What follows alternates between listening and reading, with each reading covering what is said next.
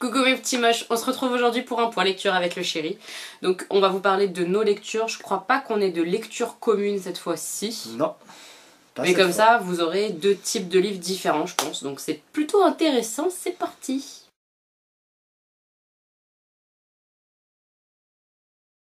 On commence avec le chéri qui va nous parler d'un livre qui n'a plus. Il y en a certains qu'on n'a plus parce qu'on a déjà fait un retour bibliothèque, mais à chaque fois je vous mettrai une image quelque part. Alors je sais pas où parce qu'avec nos deux grosses têtes, ça prend tout l'écran, mais on vous mettra un visuel peut-être là, je sais pas où, quelque part. Alors, premier livre. Parce que du coup, je voulais vous parler de la 5e saison. Alors on va recommencer ça, parce que ça commence mal. Alors je voulais vous parler de la 5e saison. Je suis un présentateur météorologique de livres. Tu vas te détendre en fait. Présentateur météorologique. C'est la 5e saison, je ne sais plus l'auteur. Comme ça c'est pas grave, je vous mettrai toutes les infos en barre d'infos. D'ailleurs, à chaque fois je vous mets des liens Amazon. Sachez que si vous commandez via ces liens, que ce soit ces livres là ou des choses qui n'ont absolument rien à voir, mais que vous passez par ces liens, ça me donne une petite commission quand vous achetez sur Amazon. Donc 5e saison, vous aurez toutes les infos en barre d'informations. Là. Voilà, juste là. Qu'est-ce que c'est que ce livre? C'est un cycle de livres déjà. Donc c'est une série? Une série, ouais. Donc, de toute façon, quels que soient les livres que je commence, il faut que ce soit des cycles. Je sais pas pourquoi. J'en prends un au hasard, je le lis, il m'émerveille et c'est un cycle. Donc, et après il retourne à la bibliothèque et il n'y a jamais le tome 2. Donc, il a pas de chance, il a pas de chance. Bref, voilà. Donc tome 1. Voilà, donc c'est un livre assez atypique dans la narration en fait. Il imbrique plusieurs personnages qui parlent à différents temps et à différentes personnes. Donc là en l'occurrence 3 personnages. Et bon, il y a un lien commun entre les 3 et c'est... C'est difficile à lire ou pas? Là, au début c'est surprenant, le livre te parle déjà. Alors moi un livre qui me parle, déjà j'ai tendance à dire oh là là, on se connaît pas, tu calme-toi le livre. Descends à l'intérieur de toi de plusieurs étages, et décris-toi. Donc le livre te parle, mais c'est un personnage qui te parle en fait. Tu apprendras qui plus tard, et en fait les 3 histoires s'imbriquent. C'est l'histoire de... L'univers est très complexe, c'est sur une terre qui est régulièrement ravagée par des séismes. Ambiance. Et sur cette terre, il y a plusieurs castes qui la gèrent. Et donc une caste en particulier, les orogènes, qui ont le pouvoir, une espèce de pouvoir, de feeling, de ressentir et pour certains de diriger les vibrations de la terre. Ah, et du coup, c'est eux qui font un peu la pluie et le beau temps, parce que s'ils dirigent un petit peu les... Alors, ils sont haïs de tout le monde. Forcément, c'est une caste un peu... noble, genre? Non. Au contraire, bon haïs de tous. D'accord. Une caste haïs de tous, parce que justement, on leur met les maux du monde sur eux. Ah, c'est de leur faute, quoi. C'est de leur faute. Quoi qu'il se passe, si c'est bien, c'est eux, parce que si c'est mal, c'est eux quand même. Je veux dire, dans tous les cas, on leur jette la misère du monde à la gueule. Donc, c'est une caste un peu haïe. Et donc, les personnages du livre en font partie, évidemment. Et expliquent comment ils arrivent à gérer ce pouvoir, à gérer le ressentiment des autres castes envers eux. D'accord. Donc, on a une... C'est intéressant, quoi. Ouais, c'est intéressant. L'univers est très bien décrit. Ouais. Ça doit être l'univers qui doit être sympa, ouais. Au début, on est un peu perdu, on a du mal. Déjà, les orogènes, des gens qui sont capables de ressentir ou de diriger les vibrations du sol, ouais. Du sol, c'est quelque chose de... faut s'accrocher. Mais une fois qu'on est rentré dans le bouquin, on ne lâche plus. D'accord. Donc petit à aimé, quoi. Ouais, carrément. Petit à petit, les liens se tissent, les histoires commencent à s'imbriquer entre elles. Ouais. Là, tu fais, ça, j'aime bien. Balèze. J'aime bien quand on a plusieurs personnages comme ça et que ça s'imbrique et qu'on commence à deviner un petit peu pourquoi ils se connaissent, quel est leur lien. J'aime bien en général ce genre de livre. Et comme les orogènes, c'est une caste qui est haïe, c'est une caste qu'on utilise en fait. Oui, bien sûr. C'est vraiment les larbins. On les enferme, on les éduque de force. Ceux qui maîtrisent mal leur pouvoir, on les tue. Ouais, il y a une sacrée ambiance dans le bouquin, quoi. Ambiance. Ok, mais c'était hyper intéressant. Ouais. Ok, donc du coup, tu as hâte de lire la suite, que tu n'as pas pour l'instant. Génial. Moi, c'est pareil, il y a des livres que j'ai lus que je n'ai plus parce que je les ai rendus à la bibliothèque. Le premier dont je vais vous parler que je n'ai plus, c'est Animal, qui est un livre de Victor Dixon. Victor Dixon, c'est celui qui a fait Phobos, une saga qu'on a aimé tous les deux, donc j'avais hâte de lire un autre livre de lui.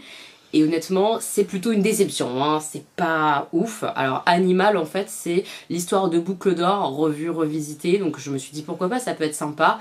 Et en fait, non, j'ai pas trop aimé. Il y a un petit peu de science-fiction, mais léger. Moi, je m'attendais à plus finalement. Et c'est assez léger. Ça m'en laisse pas un souvenir mémorable. Là, ça fait quelques semaines que je l'ai lu. Et non, j'ai fini le livre. Je me suis dit, ouais, tout ça pour ça. C'est pas extraordinaire. Il y a un peu d'action, mais c'est pas non plus complètement dingue. C'est pas quelque chose que je vais vous recommander. Maintenant, si vous avez envie de passer juste un moment à lire, que vous savez pas trop quoi lire et que vous avez aimé La Plume de Victor Dixon aussi, voilà, pourquoi pas. Mais c'est pas son meilleur livre, clairement. Je préfère 15 000 fois Phobos et je vous recommande largement Phobos. Voilà, Animal, ça m'a pas transcendé. C'était un petit peu trop romantique, peut-être trop romantique ado, je sais pas. Ouais, j'ai pas été convaincue, voilà. Et la suite, c'est Animal Lecteur. Je pense qu'Animal Lecteur est beaucoup mieux. À choisir entre les deux, plutôt Animal Lecteur. Alors, le prochain livre dont j'aimerais vous parler, c'est le livre d'Evie, The Book of Evie en anglais. Of Evie. Notez ma super prononciation. Ouais, on voit qu'on est amoureux, hein, on a la même prononciation de l'anglais. The Book of Evie, donc. Alors là, je savais un peu à quoi m'attendre, mais j'ai quand même été agréablement surpris. Ouais. À savoir que c'est l'histoire d'un monde post-apocalyptique où les gens ont survécu, on s'intéresse pas trop en fait à comment c'est arrivé, pourquoi, comment. D'accord, t'as pas les infos pour voilà, on l'instant. s'intéresse à la vie d'une petite communauté divisée en 2 clans et avec des mariages forcés entre les 2 clans. Et Evie, l'héroïne du livre, est donc destinée à se marier avec le fils du clan adverse. D'accord. Et sa famille a ourdi pour elle un complot pour qu'elle, à terme, elle destitue et tue le fils du président en cours et arrive à exterminer totalement la famille adverse en fait. Ouais, l'idée c'est un mariage forcé, mais il y a un intérêt, voilà, il y a un piège là-dedans pour tuer tous les ennemis. Et évidemment, qu'est-ce qui se passe? Elle tombe amoureuse. Elle tombe amoureuse. Ouais, c'était sûr ça. Elle veut pas tomber amoureuse. C'est pas un gros spoil là? Non, c'est les premières pages. Et donc évidemment, elle tombe amoureuse. Enfin, elle tombe amoureuse. Elle s'attache. Elle s'attache, on va dire, ouais. Elle s'attache, elle s'appperçoit que c'est pas le fils de l'ennemi. C'est pas un méchant, mais pas du tout le méchant qu'on lui a dépeint, quoi. Et ils sont mariés de force, certes, mais lui non plus ne veut pas de ce mariage. Ouais. Et il ne l'oblige à rien, il ne l'oblige pas à avoir des enfants, parce qu'en fait il faut avoir des enfants. Si t'as pas d'enfants, tu es considéré comme indigne. Il se laisse le temps de se connaître et tout, ça vient doucement. Et bizarrement, je me suis laissé prendre au piège. C'était un peu quand même un truc un peu romantique. Ouais. Oui, ouais, mais c'était sympa. Jusqu'à la fin au final, parce que... ne spoil pas, hein. Attention. Je ne spoil pas, mais voilà, on arrive au final, c'est mais non, il m'en faut encore plus. Mais c'est plus une histoire d'amour, quoi, le bouquin. C'est pas un truc post-apo où tu survis, pas du tout, c'est une histoire d'amour. Avec trahison. Niveau scène d'action, il y en a très très peu. Okay. Très très peu. Voilà. Mais les gens savent sur quoi ils vont, quoi. Les sentiments sont très bien décrits. Vraiment, on se met dans sa tête à la fille. Okay. Parce qu'elle est poussée par la pression familiale pour qu'elle complote et qu'elle tue le fils du président à terme. Donc, c'est pas un spoil, elle est partagée, quoi. Et elle est partagée parce qu'elle se dit je vais faire quelque chose d'infâme. Ouais. Parce que c'est pas quelqu'un de bien, enfin c'est pas quelqu'un de méchant, quoi. Voilà. Donc tiraillé entre les deux, la pression familiale et l'amour naissant. Ok. Très très bon. Je me suis laissé prendre. Hein. Pourtant, c'est pas mon genre de truc. Hein. Menteur. Il est hyper romantique, c'est un mytho. Non, c'est pas vrai. C'est un mytho. Les prochains livres que je vous présenterai ne sont pas... Non, parlons d'autre chose. Le mec lit plus de romances que moi, c'est clair. J'adore. Un autre livre que j'ai lu et que j'ai dévoré, je l'ai lu je pense en 3-4 jours, ce qui est peu pour moi parce que je suis pas une très grosse lectrice, j'en lis beaucoup plus vite que moi, mais là il a pas beaucoup lu cette fois-ci, mais il a une vitesse de lecture assez impressionnante et il se la pète bien comme il faut aussi. Mais moi je lis beaucoup plus lentement, donc bref, le livre que j'ai lu et que j'ai lu très vite pour moi, c'est 10 jours avant la fin du monde. Alors 10 jours avant la fin du monde, je l'avais vu sur la chaîne de Pipiti Bookin. Si vous connaissez pas sa chaîne, je vous la mettrai en barre d'infos. C'est une booktubeuse comme on appelle, donc des nanas qui font que de la présentation de livres, points lecture, etc. En tout cas, 10 jours avant la fin du monde, quand j'ai vu à la bibliothèque, c'est une sortie, donc j'étais hyper contente, une sortie récente je veux dire. Et au départ du livre, on suit plein de personnages différents. Donc moi j'aime bien ça en général, j'aime bien suivre plein de personnalités différentes qui après finissent soit par se rejoindre, soit on comprend le lien, etc. Donc là c'est typiquement ça, elles finissent par se rejoindre assez rapidement. Donc dès le début du livre, il y a comme un mur d'explosion qui éclate à un endroit du monde. Ça passe très vite dans les infos, etc. Et très vite les calculs font que en fait cette espèce de mur d'explosion avance au fur et à mesure de chaque côté du point de départ. Donc au fur et à mesure ça fait le tour de la Terre. Je sais pas si je suis claire, mais à terme en gros tout le monde va mourir parce qu'il n'y a personne qui survit a priori à toutes ces explosions. Tout disparaît de la surface de la Terre en gros. Voilà, ça c'est le départ du livre. Et donc on a ces personnages qui sont tous différents, qui ont tous des vécus différents, des âges différents, etc. qui vont finir par se rencontrer, ou en tout cas finir dans un groupe un petit peu ensemble, et se dire allons à l'endroit où la fin du monde est la plus lointaine. Donc ils ont 10 jours justement de vie avant que les fameuses explosions se croisent et qu'il n'y ait plus rien sur Terre. Voilà, ça c'est le bouquin. C'est hyper prenant, les heures passent, les jours passent, on est à fond avec eux. Qu'est-ce qu'ils vont faire, comment ils vont s'orienter, quels choix ils vont faire, qu'est-ce qu'ils vont faire de ces 10 jours qu'il leur reste. Est-ce que finalement ils vont survivre ou pas? Évidemment, je ne vous dis pas, mais c'est vraiment prenant. C'est un livre ado, hein, mais moi, je me suis régalée et j'ai bien aimé la fin, ce qui est assez rare, je tiens à le préciser. Beaucoup de fins me gonflent, et celle-là, je l'ai bien aimée quand même. Donc c'est pas mal pour un livre comme ça. Et vraiment, c'était vraiment top. Je vous le recommande à 10 000 %. Ça se lit hyper vite, c'est très simple au niveau de l'écriture. C'est la première fois que je lisais cet auteur et j'ai beaucoup aimé. C'est simple et en même temps, c'est bien écrit. Enfin, je me suis régalée quoi. Et on attend la suite 10 jours après la fin du monde avec impatience. Il n'y aura pas. C'était bien tenté. Bah ouais, bien tenté. Mais c'était vraiment une bonne lecture. Prochain livre dont je vais vous parler, Cell 7. Cell 7. Ouais, Cell 7. On ne prononce pas. Cell, c'est cellule, je crois. Ouais, c'est ça. Donc c'est une jeune fille qui est accusée de meurtre. Ouais. Et dans cette société-là, dans le bouquin, ouais. Dans le bouquin, la justice, en fait, il n'y a pas vraiment de justice. La justice, c'est un enfermement jusqu'à la décision finale au 7e jour, prise par les auditeurs d'une télé-réalité en fait. Ah oui, c'est moi qui l'ai pris en fait et j'ai pas eu le temps de le lire et c'est lui qui l'a lu. Et ça a l'air sympa, hein. Je pense que je vais le réemprunter pour le lire parce que ça a l'air cool. Donc 7 jours, 7 cellules différentes qui amènent progressivement le coupable ou le présumé coupable à sa future peine de mort, à sa possible peine de mort ou pas. C'est le public qui décide. Voilà. C'est magique. L'audimat décide C'est un secret story de vie ou de mort. Franchement, ça a l'air vraiment sympa. Le thème me plaît bien. Maintenant, est-ce qu'il a été bien traité ou pas, du coup? Oui, c'est bien traité. Ouais. C'est un one-shot? Il n'y a qu'un seul tome? C'est un double shot. Ah, il y a un autre tome encore derrière? Ouais. Ah, merde. C'est un double shot. Un double shot. Ouais. Ouais. Et du coup, t'attends la suite Alors, de tous les livres que j'ai lus, c'est celui que j'ai le moins aimé. D'accord. Mais, alors, il est très facile à lire, il est très prenant. Ok. Mais tout est comment dire, on s'y attend. Ah, tout est prévisible, il n'y a pas de surprise. Il y a très très peu de surprises. D'accord. On s'attend à tout dès le début du livre. C'est un peu dommage. C'est un peu gênant. Ouais, c'est un peu dommage. Alors pour ceux qui aiment bien la magie, la façon dont c'est écrit, la magie du livre, et la façon dont c'est écrit, vous irez jusqu'à la fin sans souci. Ouais. Je pense que toi, tu n'aurais pas aimé. Ouais, moi j'ai du mal. Hein. L'intrigue, elle est pas... c'est pas fou, quoi. Si moi j'arrive à voir l'intrigue dès le départ, le basique, bête, méchant... N'importe quoi. Si moi j'arrive à voir l'intrigue dès le départ, alors Elodie, avec à la couverture du livre, elle a compris l'intrigue. Ouais, en général, ça c'est elle peut reposer le livre, hein, c'est bon. Ça c'est un vrai problème. Mais voilà, non, c'est la façon dont on y arrive au dénouement final qui est intéressante. C'était pas mal, c'était pas fou. Voilà. Un thème sympa, mais c'était pas fou. Le thème sympa, ouais. On se croirait des fois dans Phobos. D'accord. Avec cette relation à la télé-réalité. Ouais. Mais moins bien traité parce que de toute façon moins de temps, moins d'espace, voilà, et moins de couverture. Ok. Voilà. Ensuite de mon côté j'ai lu le 5e Vague, le tome 1. Donc celui-là c'est des livres que ma petite Marine, une copine de danse, m'a prêté. Donc il fallait quand même que je commence à les lire. Ça fait un petit moment que je les ai, je suis désolée. Donc j'ai lu le tome 1. C'est pas mal du tout. C'est un monde post-apo où on apprend effectivement qu'on a eu des vagues comme ça où les extraterrestres ont mis en place des plans, des stratégies pour exterminer les humains. Et on en est du coup à la potentielle 5e vague. Voilà. Donc on suit une héroïne principalement, puis un autre personnage, puis évidemment ça s'imbrique, etc. C'est assez prévisible.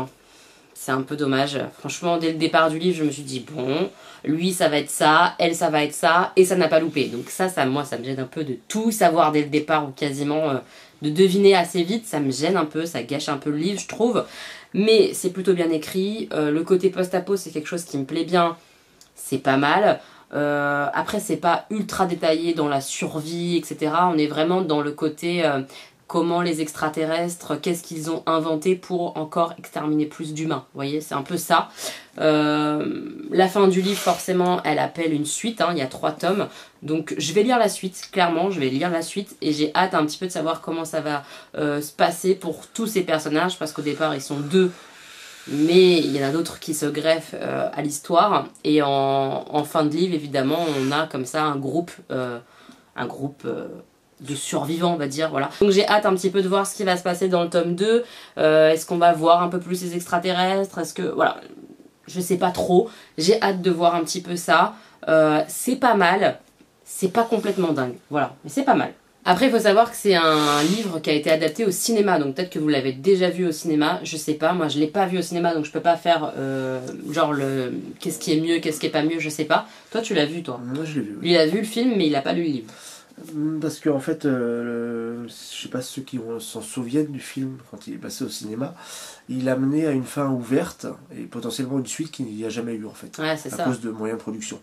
Donc du coup, ouais. Attaquez-vous au livre. Ouais, c'est sûrement mieux, je pense, si tu veux avoir la suite du truc. Donc effectivement, on verra au tome 2.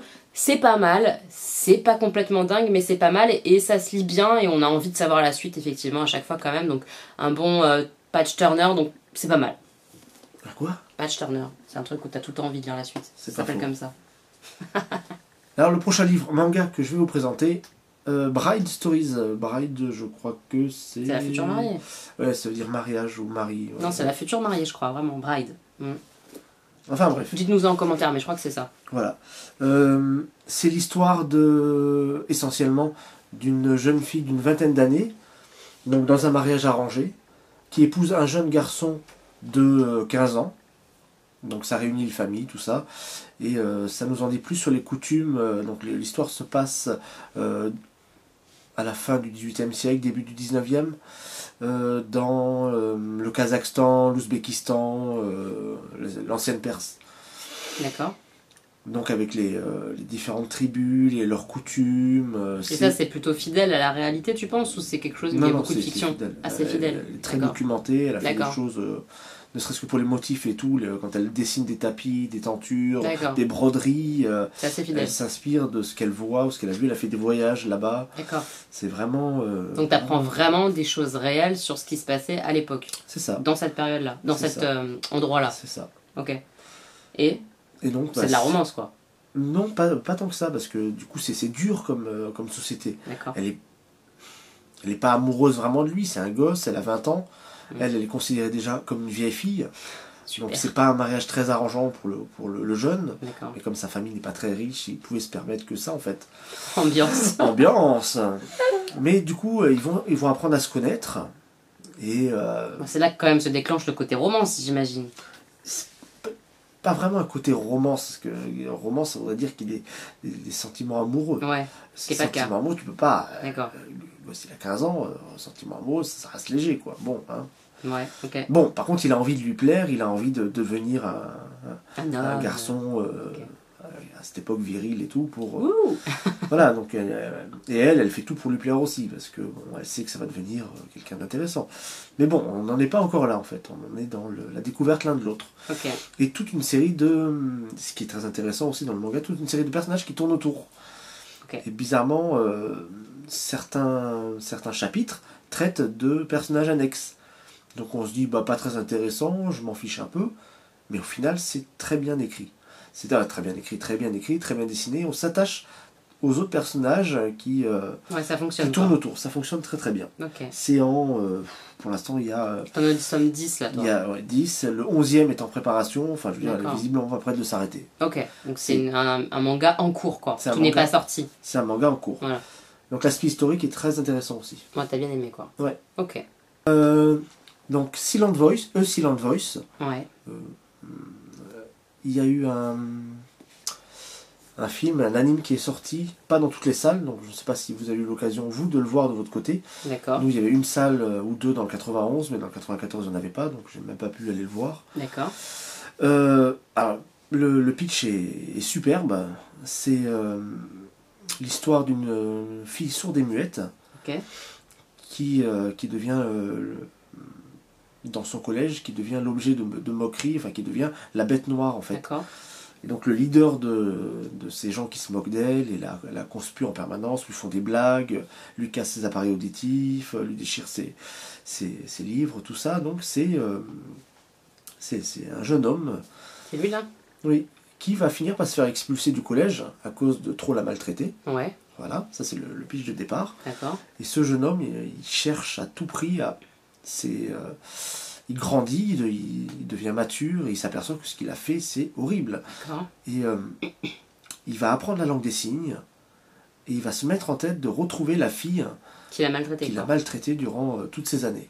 Ok. Et c'est là où ça devient très intéressant parce que une romance va naître entre eux. Mais lui, il est toujours mal de ce qu'il a fait en fait. Il a du mal à se pardonner. D'accord.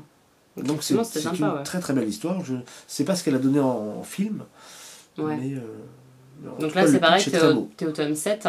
Et c'est un truc qui est terminé, pas terminé, qui est en cours, tu sais pas? Je crois que c'est terminé et qu'il y a une douzaine de tomes. D'accord. Comme ça, mais bon, je crois même que la médiathèque ne les a pas tous encore. En tout cas, c'est sympa. Ah, c'est beau, ça une belle histoire. en pleurer des larmes. Oh, petit cœur. J'avais dit, c'est lui le romantique. Non, pas du tout. Puis à un moment donné, les extraterrestres débarquent et tuent tout le monde. C'est sanglant. J'adore ça. Ah, les mythos. C'est un petit cœur de guimauve. Donc, dernière lecture pour Chéri et après, il s'en va. Alors, vas-y, qu'est-ce que c'est que ça? Bloc 109. C'est une uchronie. Tadam, attention.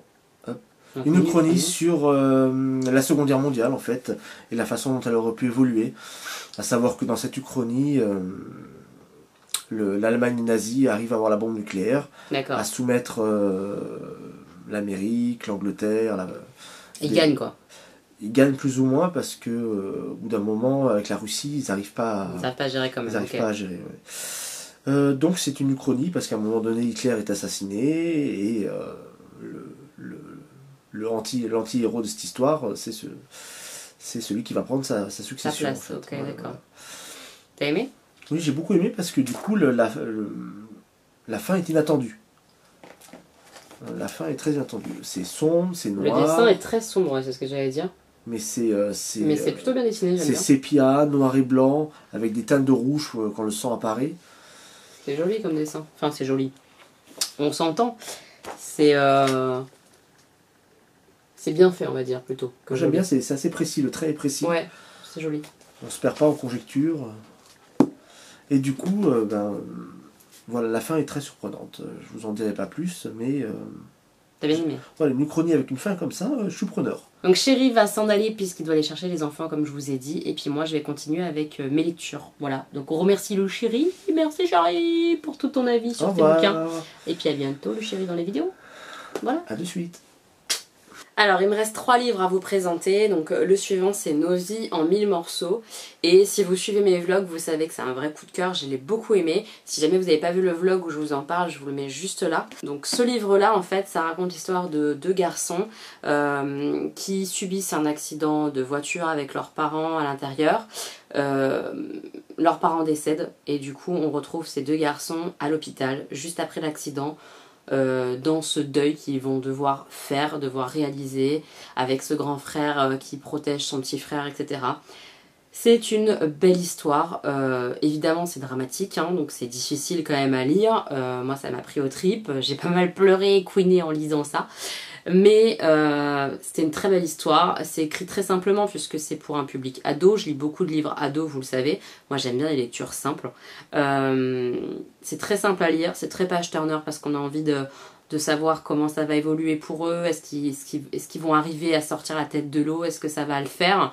Et c'est très bien écrit parce que c'est écrit simplement dans la détresse aussi, c'est-à-dire que on les voit pas tout le temps en train de pleurer, tout le temps, voilà, pas du tout.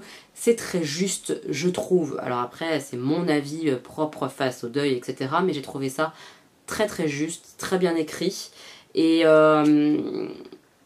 ça l'a fait avec moi, ça l'a bien fait. Il y a un petit twist qui fait que c'est sympa. Évidemment, le twist, j'ai fini par le deviner parce qu'il est bien amené en fait. Au fur et à mesure, on se pose des questions. On se dit tiens, ça c'est bizarre. Ah tiens, ça c'est bizarre. Et le twist se fait et c'est bien fait, c'est bien amené, c'est bien pensé. C'est pas complètement dingue, c'est pas complètement novateur. Mais c'est très sympa, c'est agréable à lire, j'ai passé une très belle lecture, c'est simple, efficace, c'est une lecture que j'ai beaucoup aimée, voilà, j'ai bien aimé le thème et j'ai trouvé ça très juste dans l'écriture. Donc pour moi, c'est plutôt l'essentiel et je vous le recommande en termes de lecture. Si vous aimez bien les choses simples à lire, ça peut vraiment vous plaire si le thème vous intéresse. Ensuite, j'ai continué ma lecture des Chevaliers d'Émeraude, donc là c'était le tome 4.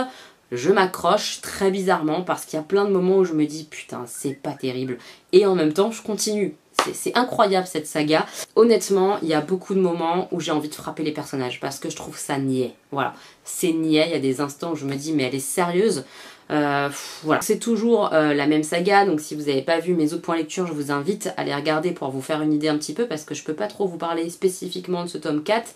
Sans vous spoiler le 1, 2, 3, etc. Donc c'est compliqué. C'est une série fantastique avec des gentils, des méchants, voilà, de la magie un petit peu.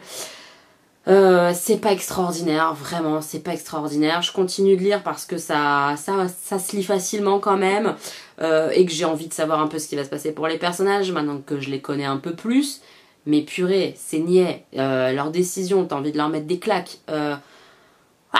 T'as envie de crier des fois, leur dire mais putain c'est pas possible, l'auteur elle a fait, enfin non, ne nous fais pas ça, c'est pas possible. C'est un peu compliqué ce livre, il y a des moments où je me dis ah ça c'est pas mal, et puis il y a des moments où je me dis putain pourquoi t'as écrit ça. Voilà, c'est tout le temps comme ça dans ce livre là, dans cette saga là.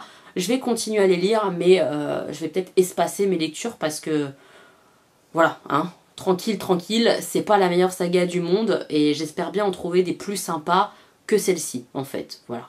Et enfin, le dernier livre que je vais vous présenter, c'est celui-ci. C'est un roman de Claire Norton, c'est son premier roman, En ton âme et conscience, que j'ai beaucoup aimé. Vraiment, j'ai beaucoup aimé. Ça, c'est pas un livre jeune adulte, hein. C'est un livre, un roman classique adulte que j'ai vu à la bibliothèque qui venait d'arriver, donc c'est assez nouveau, je pense. C'est l'histoire à la base d'un jeune garçon qui, en gros, à une dizaine d'années, voit sous ses yeux sa sœur se faire enlever. Sa sœur n'est jamais retrouvée et on le retrouve à l'âge adulte alors qu'il est devenu chirurgien. Et très vite, en fait, il est contacté par un enfant qui lui explique, qui lui dit que sa sœur est en vie et qu'il peut la sauver, etc. Enfin, qu'il peut la revoir, la retrouver. Donc ça, c'est le pitch. C'est très bien respecté. L'histoire, c'est vraiment ça. Et on a d'autres personnages qui viennent un petit peu se greffer à cette histoire. Et ça se greffe bien, c'est vraiment sympa. Il y a des petites surprises en termes d'histoire où on se dit « Ah, en fait, c'est ça !» C'est bien fait, c'est très bien écrit, je trouve. Je l'ai dévoré aussi, vraiment un bon patch turner où on est à fond et on tourne les pages, on n'a pas envie de lâcher le livre complètement. Par contre, il y a vraiment des choses qui m'ont gênée en termes de presque de crédibilité du bouquin. Du genre la maman de ce petit garçon a des réactions que je ne comprends pas. On la voit très peu dans le livre, hein, très très peu. Et le peu qu'on nous en dit, j'étais très très surprise et choquée. Donc ça m'a un petit peu déroutée. Voilà, il y a des petites choses dans le roman qui je me dis ah mais non ça va pas. Mais comme le reste est très bon, très bien ficelé, que c'est une belle histoire et que c'est bien écrit, ça fonctionne quand même. C'est vraiment une bonne lecture, je vous le recommande complètement. Pour un premier roman, j'ai hâte de savoir ce qu'elle va nous faire d'autre, cette auteure-là, parce que c'était sympa comme tout. C'était bien écrit, la fin, j'ai beaucoup aimé. J'ai beaucoup aimé ce livre, c'était sympa. Un beau moment de lecture, avec presque des larmes, Non, c'était sympa. J'ai beaucoup aimé et je vous le recommande vivement. Voilà mes petits moches, on a fini ce point lecture avec Chérie et moi. J'espère que ça vous aura plu, que vous aurez passé un bon moment, que ça vous aura donné envie de lire. Dites-moi ce que vous lisez en ce moment. N'hésitez pas à nous faire de recommandations à moi ou à Chérie. On n'a pas forcément les mêmes lectures, parfois oui, parfois non. Et on a hâte de découvrir plein de choses, donc n'hésitez pas à nous faire des recommandations. Évidemment, ne vous vexez pas si vous ne voyez pas tout de suite dans le prochain point lecture une lecture que vous nous avez conseillée.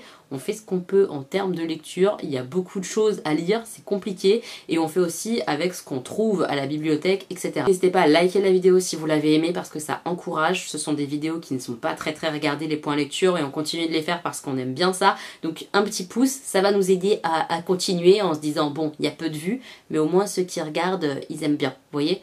Donc on compte sur vous pour le petit pouce, et si vous passez par là et que vous n'êtes pas encore abonné à la chaîne, bienvenue, n'hésitez pas à vous abonner. Je vous fais plein de bisous, on se retrouve bientôt pour une nouvelle vidéo. Bisous!